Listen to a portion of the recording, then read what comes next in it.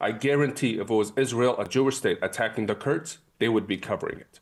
Because it's Turkey, who is also a Muslim, killing Muslim Kurds, they're not covering it. This is the hypocrisy that the Kurds have dealt with for decades and decades and nearly 100 years now, that they don't get the same attention, not only from the Middle East, but the larger, the international community. Look at the United Nations. The Secretary General of the United Nations hasn't mentioned one word of the attacks on the indiscriminate bombings of northeast Syria, where civilians were killed. Why haven't we seen a single protest? And I'm not talking about Kurdish protests. Why we haven't seen people coming out in Europe protesting, condemning what Erdogan has been doing against the Kurds, what the Iranian been doing? Why there is no condemnation? Why there is no protest? I think that's the ultimate question, and that's the main question that the Kurds ask. Where's the sympathy for the Kurdish people? Where's the demonstrations for the Kurdish people on the streets? Where's the protests and these encampments on college campuses for the Kurdish people?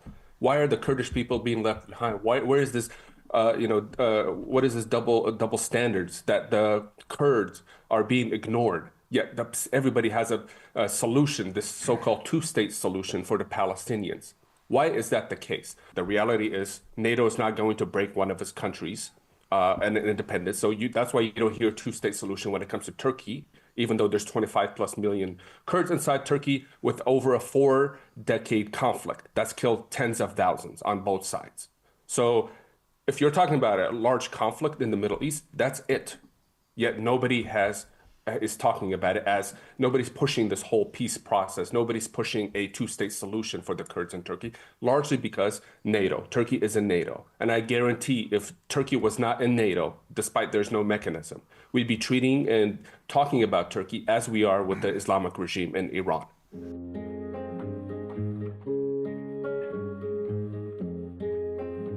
Diliman Abdulkader, Kurdish-American, and founder of American Friends of Kurdistan and foreign policy and national security advisor. Thank you for joining us, and welcome to my colleague, Suzan Quitaz. Thank you. I appreciate you having me. Thank you.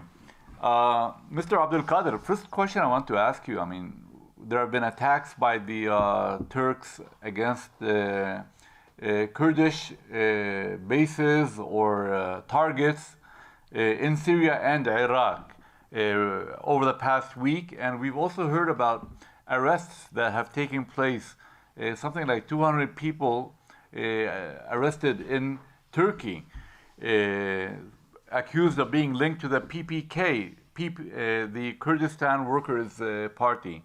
So can you please give us an update? What's going on there? Absolutely, and this is a very important and timely question, as this is the recent developments on the ground. So with the PKK and in Turkey, the government of Turkey, yes, there have been indiscriminate bombings by the Turkish government into Rojava, or what the Kurds call West Kurdistan, in northeast Syria, and also, of course, continuous bombings of Iraqi Kurdistan, or Bashur, the Kurdistan region, which is an autonomous region separate from Iraq. And supposedly from a Turkish government stance, from their perspective, this is in response to the recent attack, which PKK took responsible for on the aerospace industry, the targeting that killed several people inside Turkey. So, but I would argue, the attacks are not against the PKK inside Syria, but it's against the Syrian Democratic Forces, which are aligned, openly and publicly aligned with the United States. It's a U.S. ally. And it's not just Kurds that make up the SDF, the Syrian Democratic Forces, which dominate northeast Syria. It's made up of Christians, it's made up of Jews, it's made up of Armenians and Arabs and Muslims. So it's everybody together working to establish some degree of stability in response to the ongoing civil war. So the attacks that are happening is not against the PKK. The Turkish government's rhetoric is wrong here. This is an attempt to destabilize northeast Syria. When did these attacks start, and are they ongoing? Yeah, so this attack started this past weekend, and just before this past weekend, just directly after the attack from the in Turkey last week. So this is just within this week. But this is not one attack. So I would argue this is not a response by the Turkish government to the recent attack. This has been ongoing since 2014 against the Kurds in Syria. So if the Turkish government is genuine and their target is actually the PKK, why are you attacking northeast Syria where it's stable? That those two don't connect. The fight with the Kurds inside northeast Syria is against the Assad regime, is against the Shiite militias, is against ISIS, of course, Al-Qaeda affiliates, Iranian militias. So it's not across the border inside Turkey, and that is not in their interest at all. But the Turkish government's argument is that, no, they are PKK, they're linked to the PKK, and we will take them down. And I think this is the wrong approach. The Turkish Defense Ministry, they said they hit 47 military targets in both the Iraqi Kurdish region and the Syrian Kurdish region. Were they really a military target? What did they target exactly? Yeah, they were not military targets. This is, in Turkey's, from the Turkish government's perspective, anything connected to the Kurds is a military target. Kurds themselves, whether civilian, whether a child, a little girl, that is a military target. Unfortunately, that is the case, because what they targeted was infrastructure used by the civilian population. What they targeted is, and even not just in this recent attack, even in the previous, they target hospitals and schools and roads that the people required. And you have to keep in mind, while the civil war is not finished in Syria, Assad regime continues to control west of the Euphrates. So that stability that they've created in northeast Syria for the population, for the refugees, for the civilian population, this is what they're targeting. And the result was 2 children dead and 10 adults dead, 12 civilians dead altogether, 0 PKK dead. There was no PKK dead. So if you're targeting PKK, why is there kids with their guts on the table? Are we talking about airstrikes or? Yes, we're talking about airstrikes. Turkey uses the jets, and supposedly this is a NATO ally, by the way. So my question to Turkey is, what sort of military exercises gives the green light for Turkey to attack civilian population? And you're saying it's PKK, but you're attacking civilians, and the end result is 0 PKK killed. Rather, it's civilians. So is it basically you trying to say that the Turkish government, they want to demolish what we could call like the Kurdish entity in northeast Syria, in Rojava? Is this what their main aim? To demolish any chances of Kurds, like gaining maybe semi-independent? Without a doubt. This is the ultimate goal of Turkey as a whole. And this is not by the way, this is not an Erdogan problem. I wouldn't label it as that. Erdogan is just the individual that's in power now. This has been a long-standing Turkish government policy since its founding, since 1923, to demolish any sort of autonomy, any degree of autonomy for the Kurdish people. So this is what Turkey is afraid of. And, what the Kurds have in Iraqi Kurdistan, this autonomous region that was established by the backing of the United States in 1991, it will create a domino effect. This is from their lens. Now you have Rojava in northeast Syria that, after the Syrian civil war in 2011, the Kurds took it upon themselves to defend themselves and were the most successful. And since 2011 till now, the result is an autonomous administration. Yeah. Turkey's also afraid of a potential Israeli larger response into Iran with the 12 to 15 million Kurds in northwest Iran. So it creates, right, because the population of Turkey, of the Kurds inside Turkey is 25 plus million Kurds. We talked about, like head of state, we talked about, what do you call it, like the government of Turkey is against the establishment of a Kurdish state, so is Iran, so is Syria.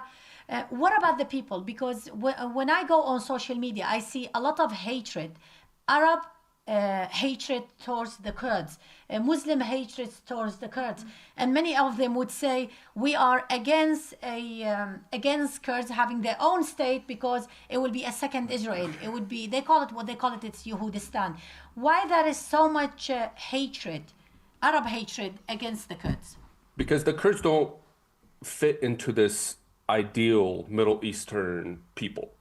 They don't hate Israel. That's one reason. There's Kurdish Jews. That's another reason. There's over 200,000 Kurdish Jews just living in Israel alone. So we don't fit. We're pro-Western. We're pro-American. We've had ties with the United States. The United States helped establish the autonomous region in Iraq, and also it's helping back the autonomous administration in northeast Syria. So, and we've seen what's happened in the hands of Arabs in the past when it comes to the Kurds. Palestinians were on the side of Saddam Hussein. A lot of people forget that. The Palestinians were cheering when Saddam massacred Kurds in Halabja in 1988. There's statues of Saddam Hussein in the West Bank as we speak right now. It might have been toppled. I'm not sure on that, but this is what the Kurds don't fit into this idea. We're Muslims, but we're not their kind of Muslims, for example. Because we're against the mullahs in Iran, because we're against the Assad regime, because we are not for Iraq and Baghdad being under control of the Iranian regime, and we don't identify as Turks, And the Kurds are openly, hey, we're pro-Israel. That right there is. And of course you have Kurds who are neutral, and some are like, hey, don't say this, don't say that, and that's because of the reality, the neighborhood that the Kurds are in. We're surrounded by 4 countries, all that are anti-Israel. The Kurds have no issues with Israel and the existence of the state of Israel. All these 4 countries do. The puzzle doesn't fit with the Kurds. They're just in a bad situation, in a bad neighborhood, unfortunately. And if they speak too much, they'll, it's a double-edged sword. If they speak too much, it'll get them in the back. So you're saying that the Kurds receive more support and sympathy from Israel and Jews than from other Arabs and Muslims? Absolutely. That's without a doubt. And Israel was actually the only state during the 2017 independence referendum that supported Kurdistan and Kurdish independence. So I think this is one example. And also the historic ties, right? If you go all the way back to Salahuddin Ayyubi, who is a Kurd himself, his doctor was Jewish. There's historical ties. And also, the Kurds in Iraq helped Jews escape Iraq after the establishment in the 50s, after the establishment of the State of Israel. There's historical ties. And, there's Jews to this day living in Kurdistan region. There's, there's synagogues, historic synagogues that have been preserved. So I think these are all, they see us as, and also if you create a Kurdistan, they see it as, okay, these guys, the Kurds, are close to Israel. This is a Kurdistan project or a Israeli project that they want to eliminate, change the map of the Middle East. They have this idea, this larger conspiracy that Israel wants to occupy all the way to into near Kirkuk, bordering Kurdistan. And this is the idea. Turkey is afraid because, they feel like Jerusalem is theirs and the Ottoman Empire and whatnot, and, Assad regime. So it's just this whole large conspiracy around Israel. The Kurds don't fit into their mold. And also, we have to keep in mind that there's Kurds in every one of these major countries. So it's in their interest to also take the Kurds down. Because if you don't take the Kurds down in your rhetoric, that means you're allowing for them to speak about independence, to speak about autonomy, and ask for their right to self-determination. Yeah, going back to social media, it's an enormous support from Israelis, average Israeli politician, journalists, showing a lot of support to the Kurds. I will just read to you one of those tweets. It comes from Israel Ministry of Foreign Affairs, Israel Katz, where he say that Erdogan is slaughtering the Kurds and the world remains silent. UN is saying nothing. How do you explain that? Why suddenly? There has always been good relationship between the Jewish people and the Kurdish people. But the past few weeks, it has been like a wave of support, massive wave of support. What do you put that to it? Why? Because the Middle East is being exposed. That's why. these governments are being exposed. They are the ones who are doing indiscriminate bombings. They are the ones committing genocide against their peoples. They are the ones who are killing civilians. This talk since October 7th, starting even a couple of hours after October 7th, they started blaming Israel and the Jews. How are you going to blame the victims of a massacre, of a terrorist attack? Just a few hours after, it just shifted. So this is, I think this is smart on the foreign minister's take, and I think this is the right take on the Israeli foreign minister's take, because he's exposing Erdogan. Erdogan, you can't talk about Palestinian rights and self-determination and two-state solution while bombing the Kurds at the same time, indiscriminately bombing civilians, and are being, they're very vocal about Israel's actions of defense against Hamas. So I think this is a double standard, again, that we spoke of. The Middle East is simply no longer can hide what they're doing to their civilians, just like Hezbollah in Iran and the Turkish government against the Kurds. And as far as Erdogan goes, he cannot talk about anything that Israel is doing without first facing the mirror and acknowledging that he civilians on a daily basis, and those civilians happen to be Kurdish. And that he also supports openly Hamas terrorists inside his country. You talked about the support and the sympathy that Israel has been expressing and offering to the Kurds in your region. But what do you think Israel can do to actually help the Kurds in their struggle? I mean, what are you expecting Israel to do? We're talking about practical measures. I think the first thing, this is the support from the Israelis is very much appreciated on the Kurdish. I think it needs to continue, whether it be social media, whether it be the media. But I would add that, the Kurds, acknowledging, of course, that the Kurds are in a volatile region. Their neighbors, not only they don't like Kurds, but they don't like Israelis. They don't recognize the state of Israel. But the most urgent thing that Israel could do is, when speaking with international governments, to make sure that the Kurdish issue of the Middle East is on the table and is part of the conversation. When you're speaking with the next potential administration, make sure that the Kurdish issue, for example, in Turkey, is not ignored. That Turkey does not write the narrative for the Kurds, and that's what they're doing. That's what the Erdogan government is doing, is that the Kurds are all terrorists, they're PKK, whoever they don't like is PKK. The greatest thing that the Israelis could do for the Kurds is ensure that they're a voice for them when Kurds are not there. That means with the government of France, whether it be the UK especially, and Germany especially, with a large Turkish population. Of course, the United States, but also with NATO.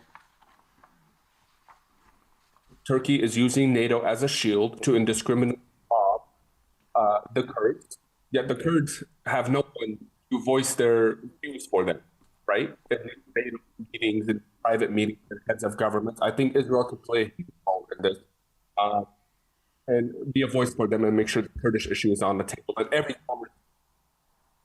Hassan Nasrallah, he had a statement where he said he's against the establishment of Kurdish state.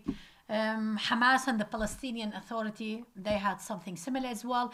And we've been talking a lot of Erdogan, that Erdogan is an obstacle to the establishment of a Kurdish state. But there are many actors involved. We have Qatar, we have Iran, we have the Syrians, we have Iraqi Shia militias. Is a Kurdish state going to be a reality or not? Is it a dream? I don't think it's a dream. I mean, let's look at Iraqi Kurdistan, right? They have autonomy since 1991. That was also the question with the Kurds in Syria. The Assad regime, when his father was in power, he committed mass massacres against the Kurdish populations. They were considered non-citizens. They were stateless peoples. Fast forward to 2011, the Kurds opportunity, not because of the Kurdish fault, but because of internal Arab instability inside the country. And the Kurds defended themselves, they defended territories, and now between 2024 from 2011, they have an autonomous region that controls 30% of the Syrian territory, which is Kurdish, historically Kurdish. They control over 85% of Syria's resources. They control access to Euphrates River. They are borders with Iraq and Syria, and they protect minorities inside, including Syrians, including Arab, outside of the Turks, that the Assad regime can no longer protect. And so the Kurds are a legitimate partner and actor in Syria, where the Assad regime is not. It takes brave governments. Brave. Turkey was. They would reach out and extend their hand and support the Kurds and give them that autonomy, because the Kurds and Turks are two different people, two different languages, two different histories. For how long is the Turkish government going to continue in the name of JCFA? Nobody is buying that anymore, and they're being exposed, just like with the foreign minister's post on social media. So I think it's a matter of time. Mr. Diliman Abdulkader, I'd like to thank you very much for joining us today and enlightening us with these issues about the Kurds. It was a very nice talk. I'd also like to thank my colleague Suzan Quitaz, and hopefully we'll see you again. Thank you. Thank you so much for your time. Thank you. Thank you both. I really enjoyed this conversation. Hopefully we can have more. Thank you. Thank you very much.